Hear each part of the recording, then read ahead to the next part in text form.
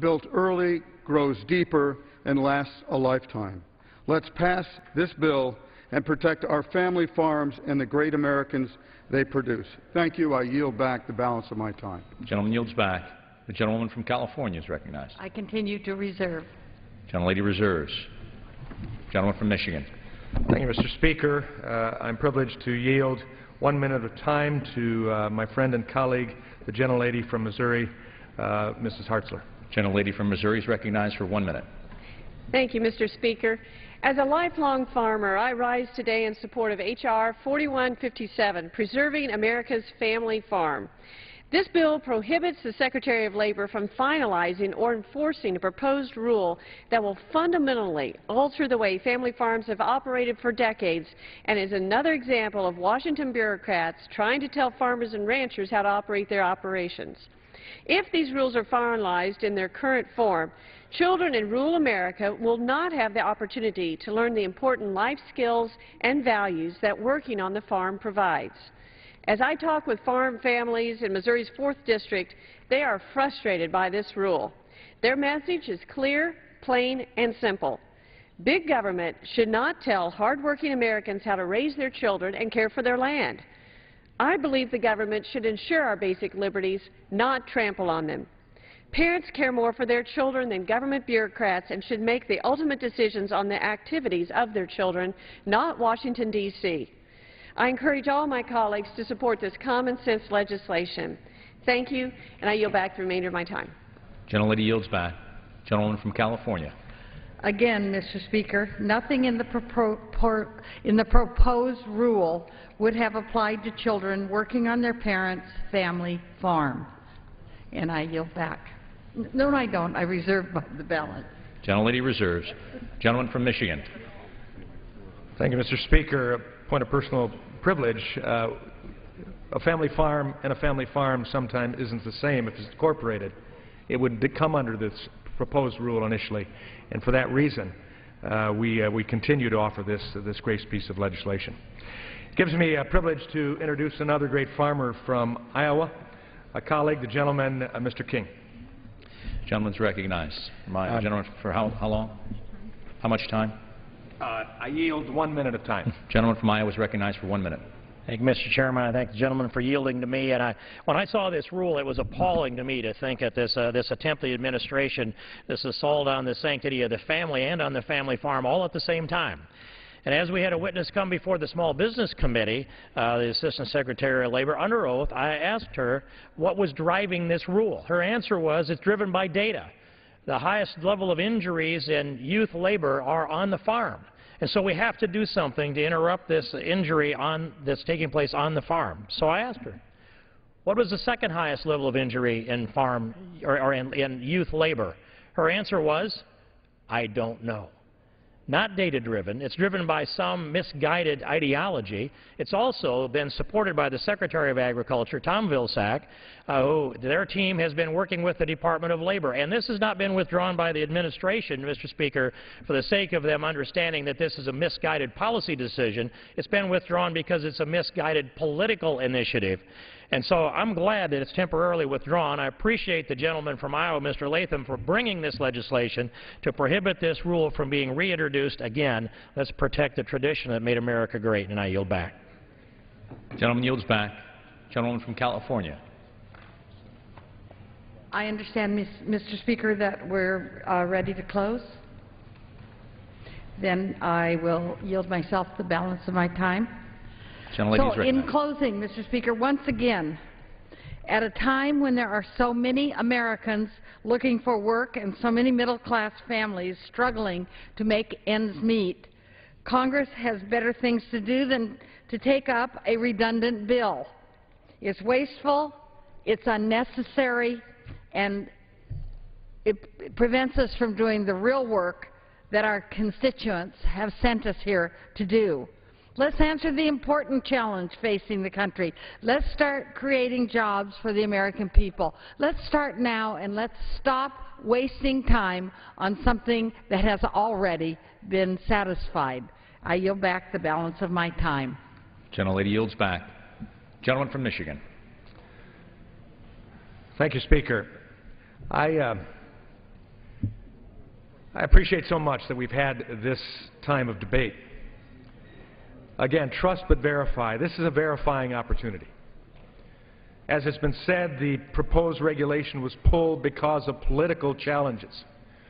The American people generally understand common sense, and this wasn't common sense. When we see the cost of regulations in this country right now being $10,000 per employee, we add this to the impact on the farm family, those that have incorporated in order to carry on their business and ultimately carry on farming for generations. We see additional problems. And so we want to make sure that this debate carries through and ultimately we don't have to do it again, but that we preserve the right to farm, to preserve the carry-on farming into tradition, and the opportunity to train our young people to do something that's valuable, long-term, and full of impact. Having said that, Mr. Speaker, I yield the remainder of my time to the sponsor of this bill, the gentleman from Iowa, Mr. Latham. Gentleman from Iowa is recognized. I thank the Speaker. I thank the gentleman from Michigan for yielding once again. And, Mr. Speaker, I will be submitting a letter here from 16 national farm groups in support of this legislation. And I'd just also like to respond. The gentlewoman talked about, that families, parents can still let their children farm, be involved in the farming operation. That statement to me just shows a total misunderstanding and miscomprehension of what agriculture is today. Yes, you have family, mom and dad, but the highest percentage of all farms today are in partnership with their brothers, with their sisters. If their grandparents are still involved, if their parents are involved in that farming operation, this rule would have prohibited any child from working on the farm and being part of a family operation. Or if you're subchapter S corporation, any of the things that are so common today in partnerships, small business corporations that these family farm operations are, would have totally prohibited our youth from getting the kind of education, from getting the knowledge, getting the experience that they can derive working with their parents on a family farm operation. Mr. Speaker, last Saturday I had the opportunity to travel to 3 county fairs, one in Bedford, one in Red Oak, and one in Avoca, Iowa. And it was brought back so many memories from my own youth to go to those fairs and see young people showing livestock, either 4-H or FFA, and to see the experience, the love they have for those animals, the love of the farm, of agriculture that they're developing in their youth. This is extraordinarily important.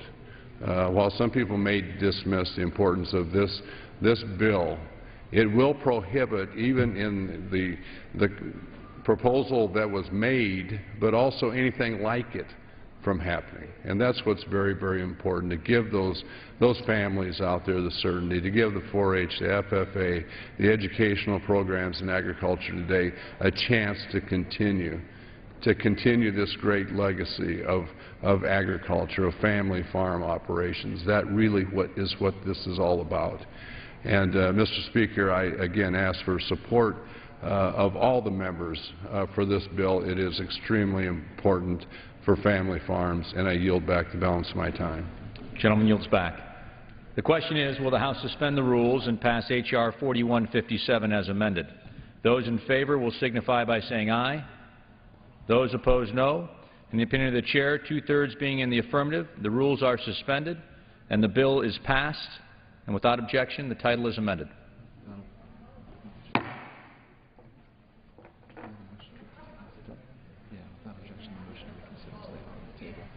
She just told me to do the other one. Without objection, the motion to reconsider is laid on the table.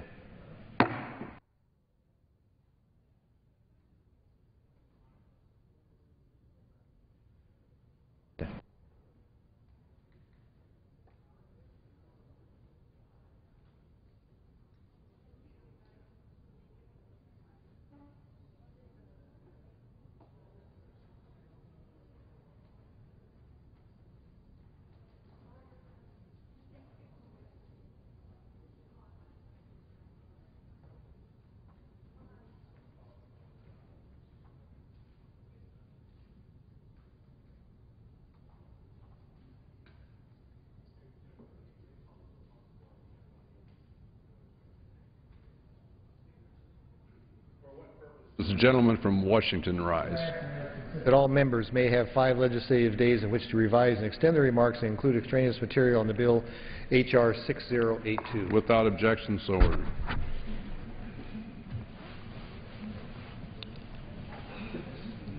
Pursuant to House Resolution 738 and Rule 18, the Chair declares the House and the Committee of the Whole House on the State of the Union for the consideration of H.R. 6082. The Chair appoints the gentleman from Illinois, Mr. Dole, to preside over the Committee of the Whole.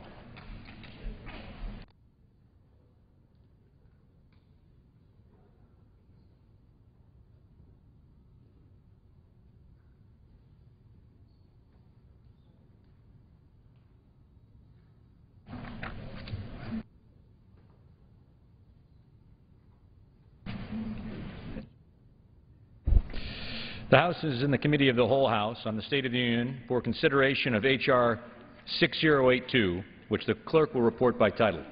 A bill to officially replace within the 60-day congressional review period under the Outer Continental Shelf Lands Act, President Obama's proposed final Outer Continental Shelf and Oil and Gas Leasing Program, 2012-2017, with a congressional plan that will conduct additional oil and natural gas lease sales to promote offshore energy development, job creation, and increase domestic energy production to ensure a more secure energy future in the United States and for other purposes.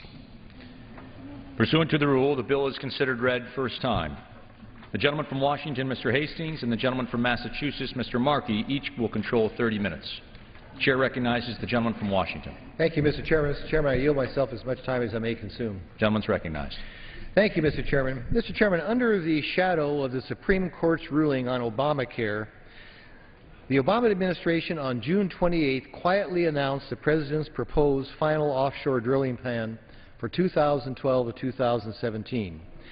Despite claims of being proud of their energy record, the Obama administration deliberately chose to announce their plan on a day when it would get buried in the Obamacare news coverage.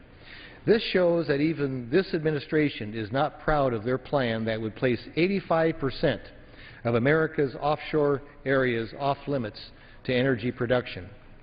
Under Section 18 of the Outer Continental Shelf Leasing Act, when any president proposes a new 5-year offshore drilling plan, it must be submitted to Congress for a mandatory 60-day review before it can become final and take effect.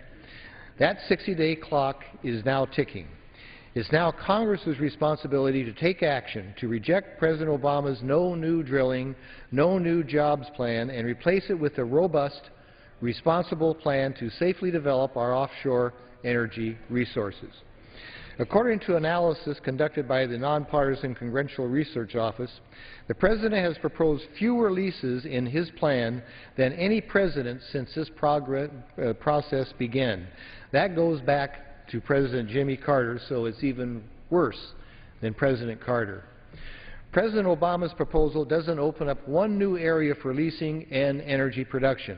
It would set our nation's energy production back to the days before 2008, when 2 moratoria prohibited drilling of a vast majority of American offshore areas were in place.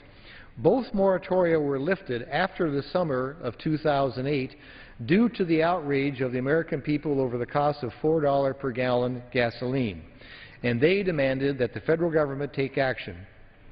President Obama proposes to effectively reimpose that moratorium. From nearly the day he took the oath of office, this president has put the brakes on new American energy production and job creation. In the first weeks of this administration, the Interior Department took a nearly completely new offshore lease plan and put it on hold for 6 months. And then they tossed out that draft plan entirely and started over. It took them over 3.5 years to get a new proposed plan in place. And along the way, they delayed and canceled multiple lease sales. For example, President Obama canceled the Virginia lease sale scheduled for 2011, last year, and now refuses to include Virginia in his 2012 to 2017 plan. He is responsible for closing an entire new area of drilling and cheating the Commonwealth out of thousands of jobs and another industry. If President Obama has his way, Virginia will be left out in the cold until 2017 at the earliest. The bill being considered today, H.R. 6082, is entitled the Congressional Replacement of President Obama's Energy Restricting and Job Limiting Offshore Drilling Plan. In stark contrast to President Obama's plan, this bill represents a drill smart plan that includes 29 lease sales and focuses energy production in specific areas containing America's greatest known oil and natural gas resources. What a novel idea. Go to where the resources are.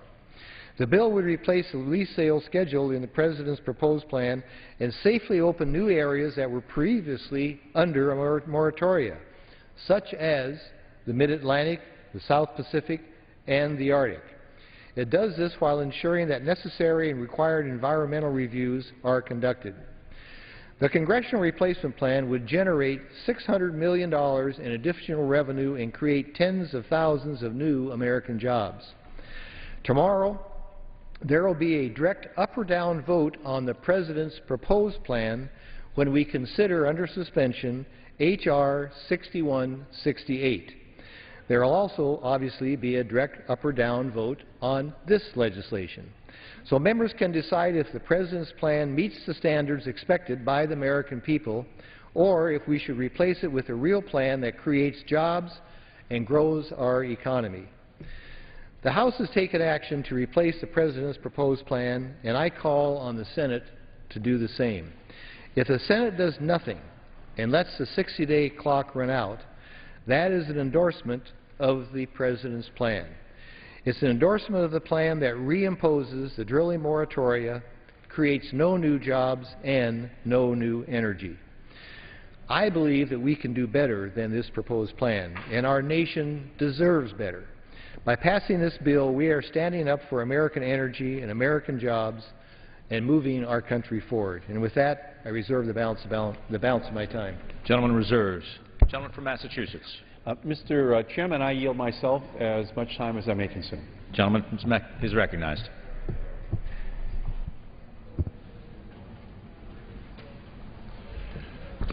Mr. Chairman, I would like to welcome everyone back to yet another episode of the GOP wheel of giveaway game shows here.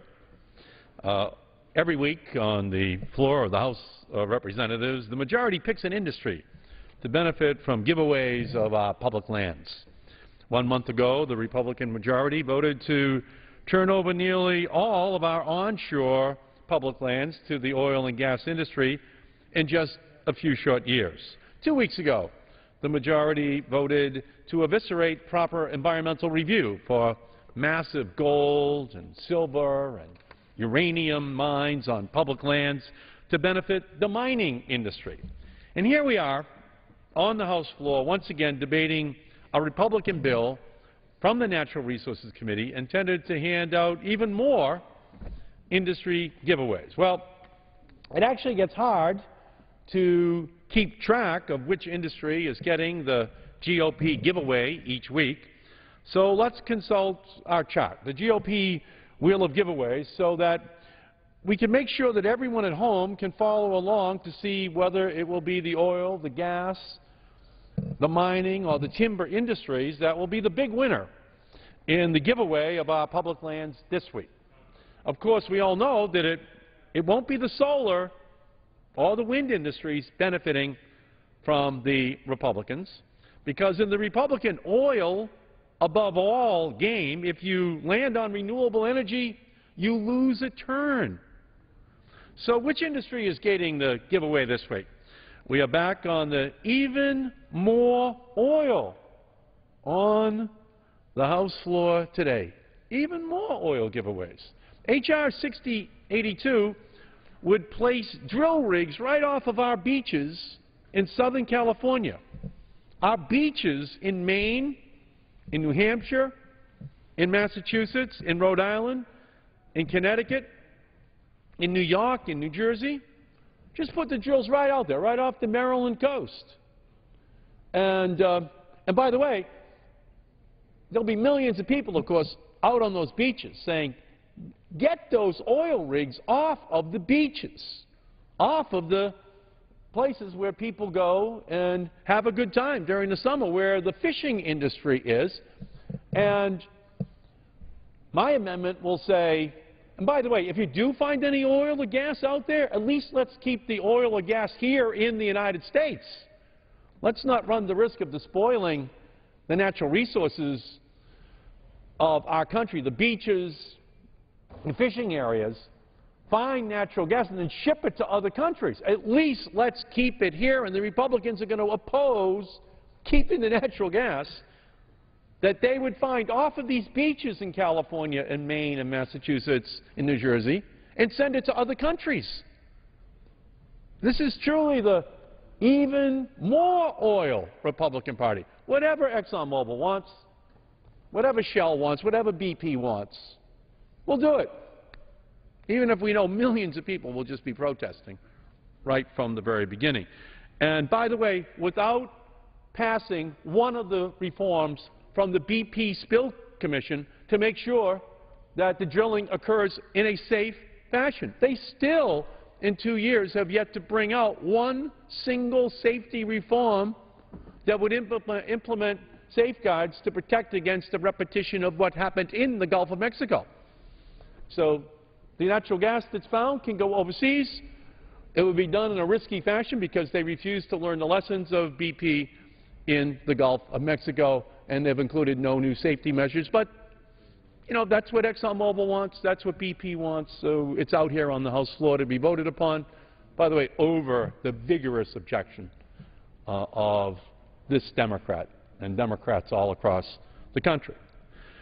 In this Congress, the Republican majority has reported 11 drilling bills out of the Natural Resources Committee. Those 11 bills have been combined and brought to the House floor, and this is now the 6th massive package of giveaways to big oil that we have considered. 2 of those bills were largely similar to the legislation we are considering today to dramatically expand offshore drilling without putting any new safety measures in place.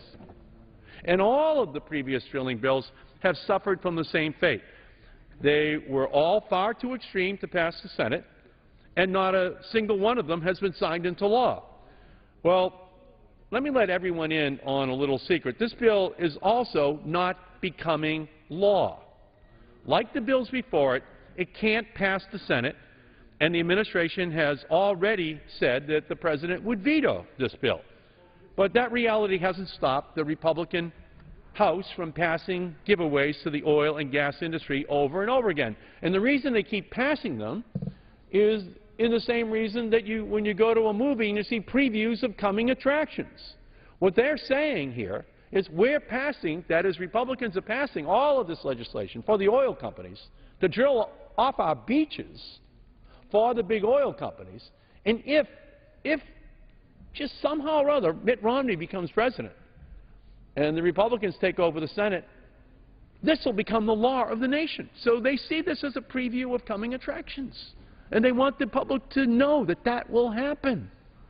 And they want to run this year on this premise. And I think that's great.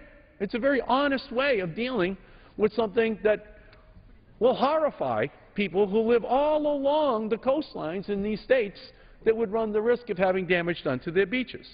When you include all of the bills that have been reported by all of the committees, all together, this Republican House has already cast 139 votes on the House floor, this Congress, to benefit the oil and gas industry. We are going to pass 90 hours of debate on the floor on oil and gas legislation this Congress just today. What a streak. When most people think of the great records of American history, they might think of Joe DiMaggio's 56-game hitting streak, or Cal Ripken's 2,362 consecutive games, or maybe Wilt Chamberlain's scoring 100 points in a basketball game, or Ted Williams hitting 406 in 1941. But when all is said and done, the record of this Republican Congress voting to benefit big oil might be just as untouchable a record with nearly 139 votes and nearly 90 hours of debates on these giveaways to the oil industry on the House floor, this is a once-in-a-generation performance by this Republican Congress. It may stand as a record that can never be broken by any other Congress in terms of the number of giveaways to the oil and gas industry. Whether it's voting 33 times to repeal the Affordable Care Act or voting again and again for more and more drilling under the GOP, this isn't the House of Representatives, it's the House of Repetition. President Truman dubbed the 80th Congress the Do-Nothing Congress. Well, this is apparently the do the same thing over and over and over again Congress. The Republican majority has already cast 139 votes to aid the oil and gas industry. How many votes have they cast to benefit the wind and the solar industry? Ah, there's a good question. Well, the answer is 0. 139 for oil and gas, 0 for the wind and solar industry. Is that all you really need to know about what's going on here in Congress? Can you imagine the millennials out there listening to this debate saying 0 for wind and solar, 0 for the future, 0 for making our country more of the clean energy leader of the world, of reducing greenhouse gases, of creating jobs in those industries? 0 for wind and solar? The wind tax breaks, by the way, are expiring this year. Do not expect that to come out on the House floor as a vote that the Republicans say we must extend. But tax breaks for oil companies, extra drilling privileges off our beaches for the oil and gas companies, oh yeah, plenty of votes for that. While we have been spending 90 hours debating legislation to help big oil, recently the majority wouldn't even allow a debate on the floor on an amendment to create a renewable electricity standard for our nation because the Republican energy policy isn't all of the above. It is oil above all. And that's what we're going to be debating for the rest of the day out here on the House floor. Sad to say, for the future of the renewable energy future of our country. At this point, I would like to reserve the balance of my time. Gentleman reserves. Gentleman from Washington. Before I yield to the gentleman from Colorado, I'll yield myself 30 seconds to simply point out to my good friend from Massachusetts that in response to his answer on how many bills this House has addressed on renewables, the gentleman said 0, and that is incorrect. There has been multiple bills and parts of bills dealing with the process of putting wind and solar in place, specifically on public lands. So I just wanted to correct the gentleman in that regards. And I plan to, very pleased to yield 3 minutes to the gentleman from Colorado, Mr. Lamborn. The gentleman from Colorado is recognized for 3 minutes. Thank you, Mr. Chairman. And Mr. Speaker, the bill we are considering today is very simple. Republicans are taking a proactive step to secure a more stable energy future for our country. Just last week, the nonpartisan Congressional Research Service published a report confirming what you can see on this chart, that President Obama's plan for offshore drilling offers the lowest number of lease sales in the history of our Outer Continental Shelf program. There on the left, my left, 15 is the number you see in red. Going back to 1980, when President Jimmy Carter was in office, he had 36 lease sales in his proposed 5-year plan. And you can see intervening 5-year plans since 1980 until today. This is the fewest ever. Even this number is generous because we're operating under the assumption that the administration will actually follow through on doing all of these 15 lease sales. This is not a sure bet when you consider that since the president was elected, he has canceled more lease sales than he has held. Let me repeat that. This president in 3.5 years has canceled more lease sales than have been held. Now, the administration proposes a new leasing plan that offers for sale the fewest leasing sales ever and locks away 85% of our Outer Continental Shelf from any development.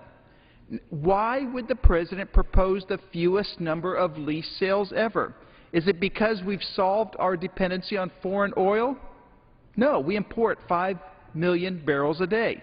Is it because we've developed all of our domestic resources, so there's nothing left to develop? No, the President's plan leaves tens of billions of barrels of oil off limits and trillions of cubic feet of natural gas untapped, unused, and unavailable for the American consumer. The President says over and over that he supports U.S. energy development. Then we see that every opportunity, he makes the choice to prevent efficient energy development from happening. We must do more for the American people in generating more energy for lower prices and lessen our dependence on foreign oil. This bill does exactly that. I ask my colleagues to join me in voting for this bill. Vote for American energy and American jobs. Let's replace the President's do-nothing plan with a plan that moves America forward. Thank you, Mr. Speaker, and I yield back. Gentleman from New Jersey. I thank the Chair, and I rise in opposition to this bill. First, I would like to address a point that the Chairman made as he attempted to correct Mr. Markey and said that there have been a number of wind energy bills considered. I think we would gladly count those votes in the column of gutting the National Environmental Protection Act, but wind, no. The wind industry did not support any of those bills that he was talking about or amendments. They are not wind legislation. They are environmental spoilage legislation. Mr. Chairman, this Republican bill would allow drilling off the coast of every state in the East Coast, from Maine to South Carolina, and off of California, and in Bristol Bay off of Alaska, which is, I might add, one of our nation's most important salmon fisheries. By reviving long-dead fisheries, long-dead lease sales in these fishery areas, they would be reviving sales that the Bush administration issued just 4 days before they left office. Now, it's interesting that tomorrow we will consider Republican legislation on this floor that is intended to prohibit midnight regulations. Yet today we have a midnight drilling lease sale. They are, in effect, trying to reinstate the Bush administration's midnight offshore leasing plan. So I just want my colleagues on the other side to know that tomorrow, when we were talking about midnight regulations, that they were actually talking about it a day in advance. The other side has also made the point that the administration's offshore drilling plan would reinstate a moratorium. Quite the opposite. Mr. Chairman, the Obama administration's offshore drilling plan already now makes more than 75% of our oil and gas resources available for drilling. They are not doing what the Republicans are saying they are doing.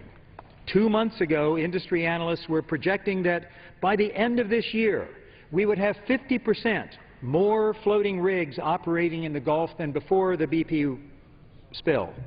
Turns out they were wrong. Not by the end of this year. It's already happened.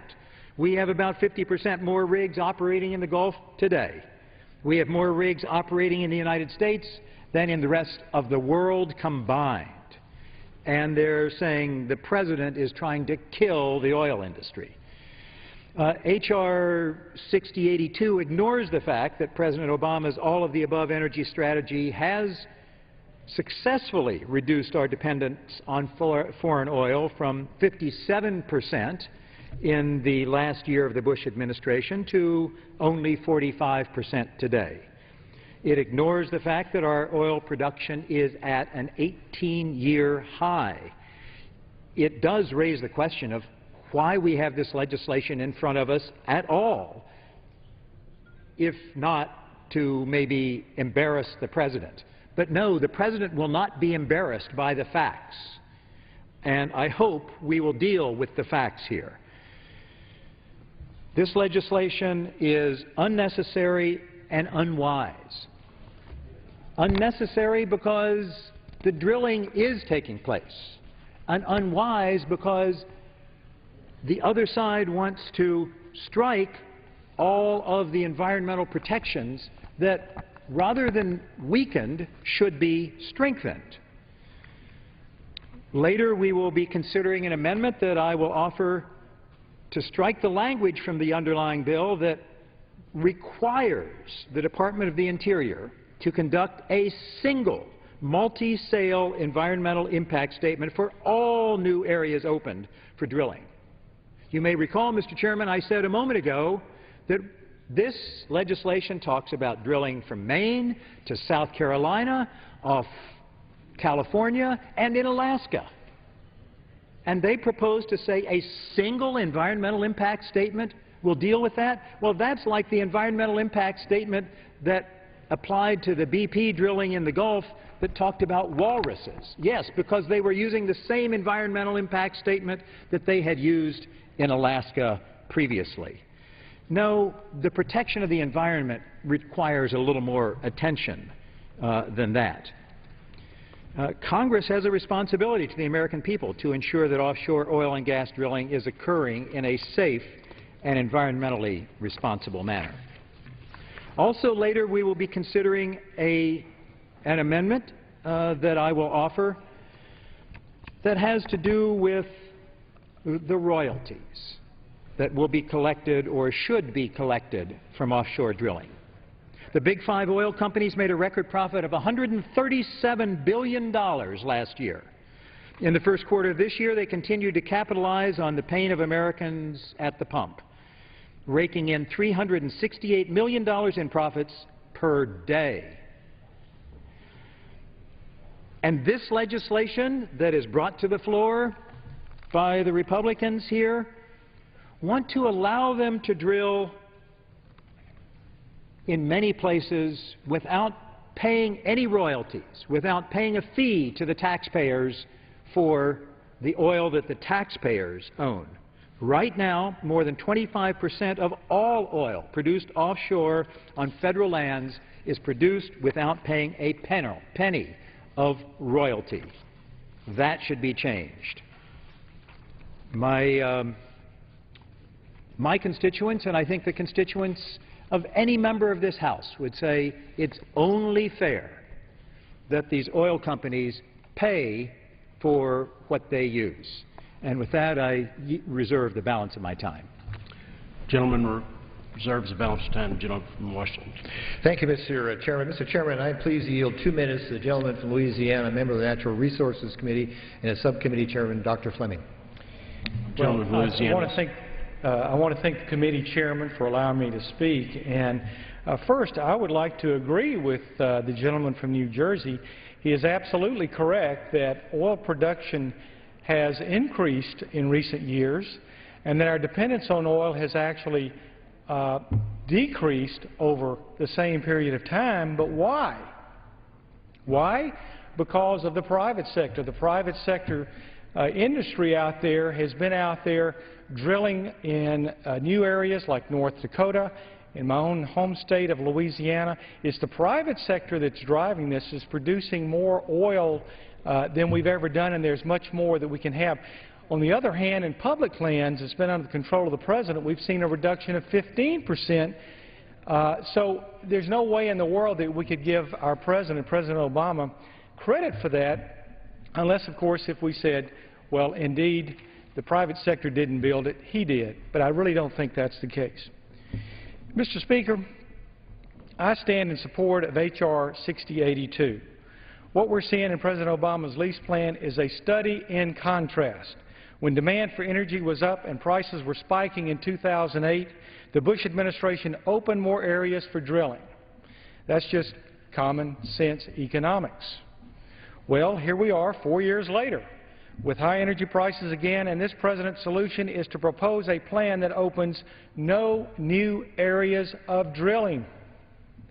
The Obama administration pounced on the BP spill 2 years ago to ratchet down our nation's ability to drill for oil and then drag its feet in issuing new drilling permits.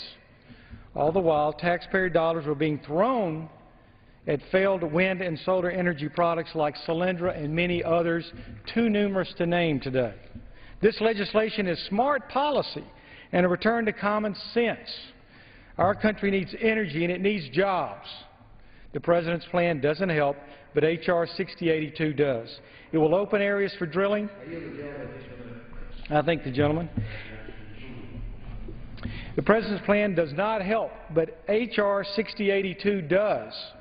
It will open areas for drilling that never should have been closed off, and that will lead to more jobs and more cost-effective energy for Americans. And with that, I yield back. Gentleman yields. Who seeks recognition? Gentleman from New Jersey seek recognition. Yes, Mr. Chair. In 1969, many in America encountered the phrase oil spill for the first time. Off the coast of Santa Barbara, California, there was what has now become the granddaddy of oil spills. Currently representing that area and those beaches is our good colleague from California, Ms. Capps, and I would like to yield 3 minutes to the gentlelady from California. Gentlelady from California is recognized for 3 minutes. I thank my colleague for yielding. Mr. Chairman, here we are, voting once again to mandate new offshore drilling in areas where it simply isn't wanted. And just like before, this proposal simply ignores the facts. Facts stated by my colleague from New Jersey. The fact that we already make more than 75% of the offshore and oil and gas resources available for drilling. The fact that domestic oil production is at an 18-year high. The fact that we have more rigs drilling in the United States than in the rest of the world combined. Instead of addressing the real issues in offshore drilling, like the need to adopt the safety recommendations of the Nonpartisan Oil Spill Commission, this bill seeks to compound the problems by mandating new drilling all over the place. H.R. 6082 also cavalierly dismisses the legitimate concerns raised by the people most affected by this mandated new drilling idea, my constituents. After nearly 100 years of drilling off my coastline, Californians have spoken loud and clear, we've had enough.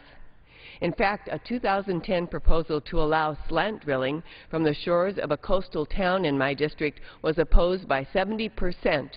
That's right, 70% of the voters. To protect communities now at risk under this bill, I offered an amendment that would have stopped the mandated new lease sales off Southern California, off my district. But the majority refused to allow a debate on this amendment.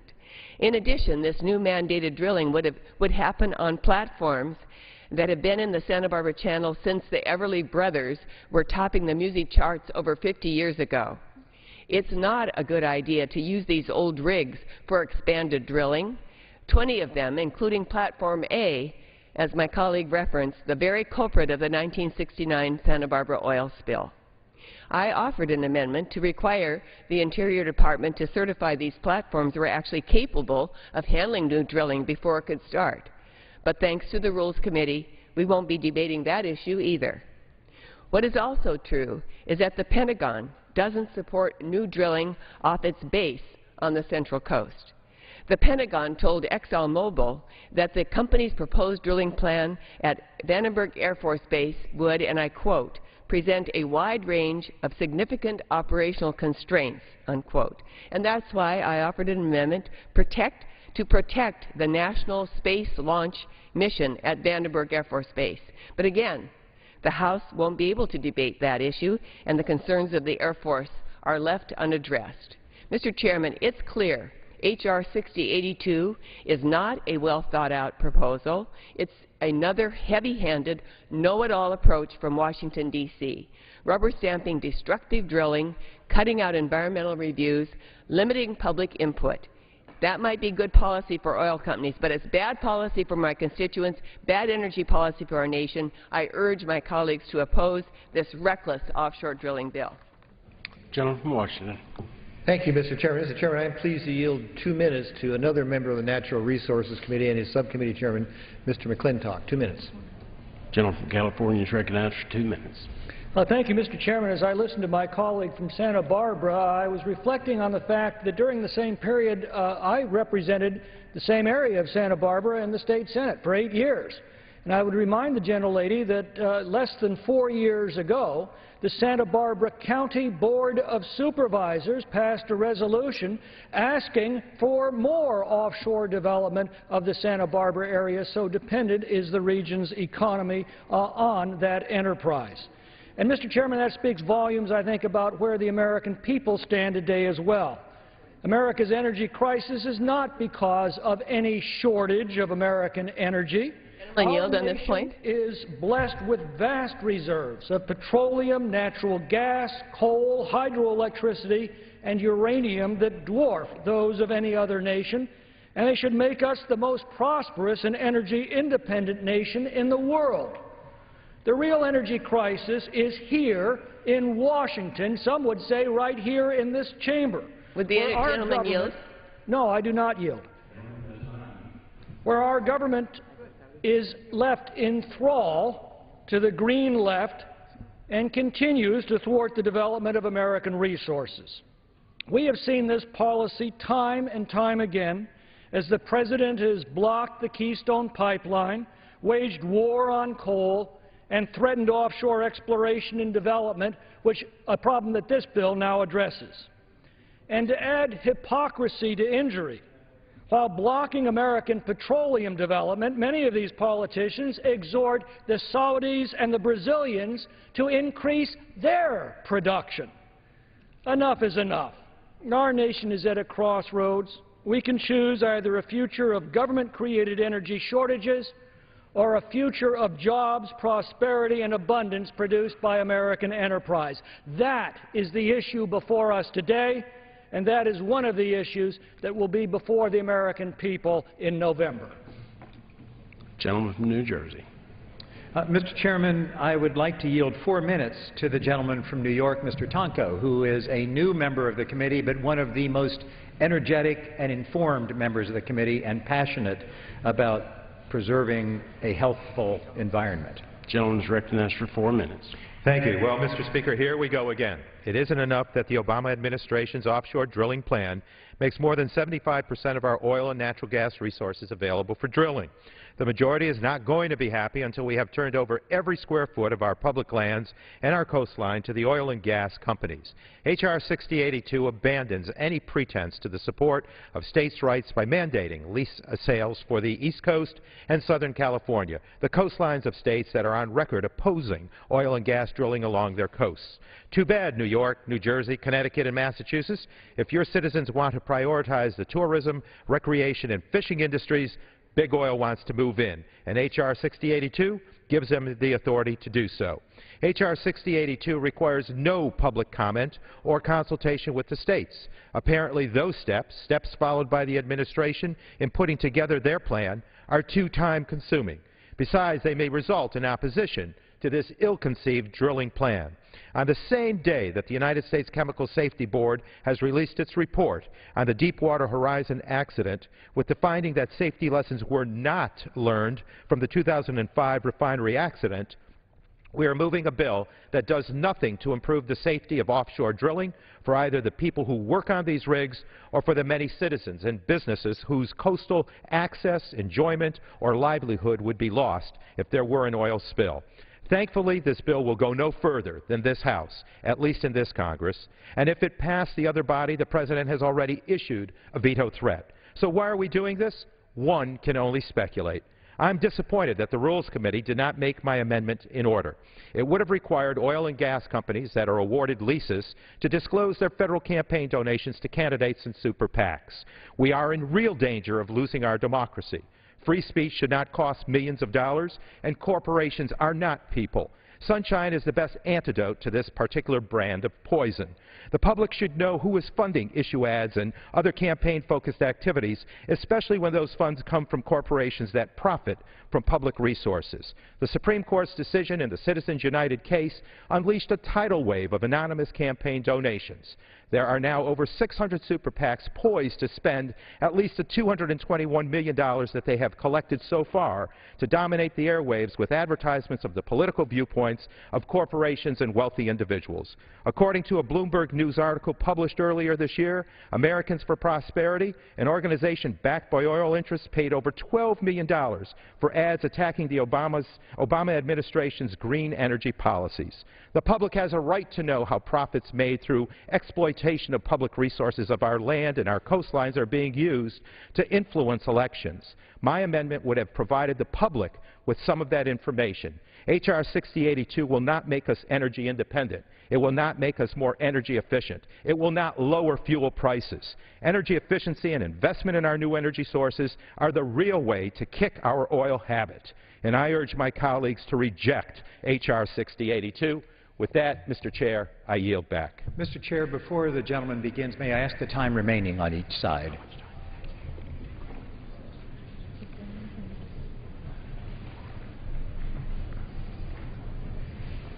Gentleman from New Jersey has 7 minutes. Gentleman from Washington has 17¼ minutes. I thank the chair. Gentleman from Washington. Mr. Chairman, I'm very pleased to yield 2 minutes to another member of the Natural Resources Committee, the gentleman from South Carolina, Mr. Duncan. Gentleman is recognized. Thank you, Mr. Chairman, and thanks to the Natural Resources Committee for their hard work on this issue.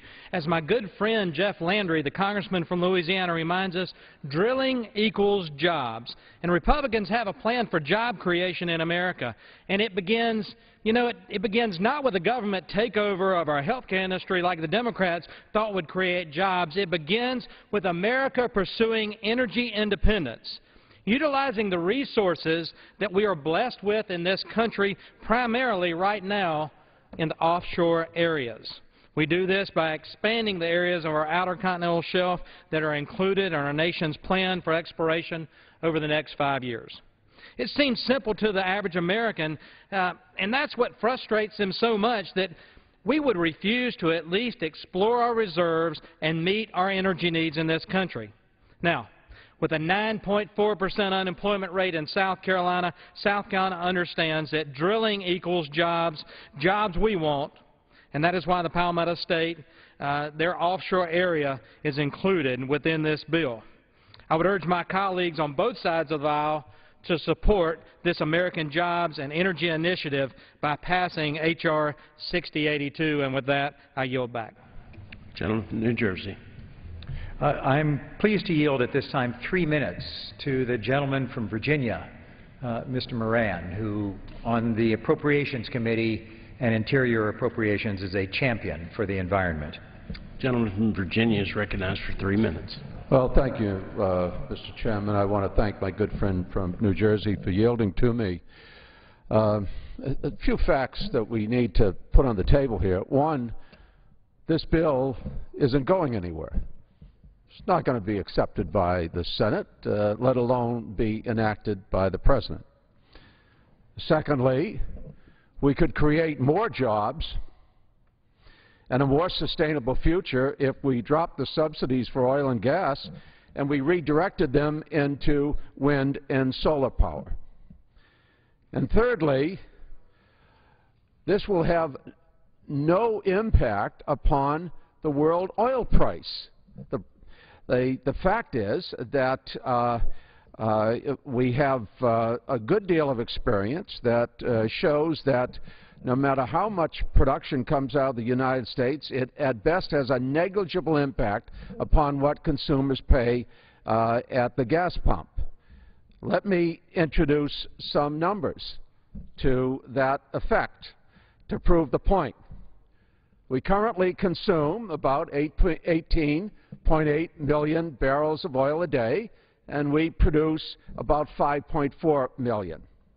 Despite the concerted efforts of former oilmen, President Bush and Vice President Cheney, and a Congress that embraced the drill baby drill mantra, total oil production actually dropped from 2,118,000,000 barrels in 2001 when President Bush and Vice President Cheney came into office to 1,812,000,000 barrels in 2008 when they left office.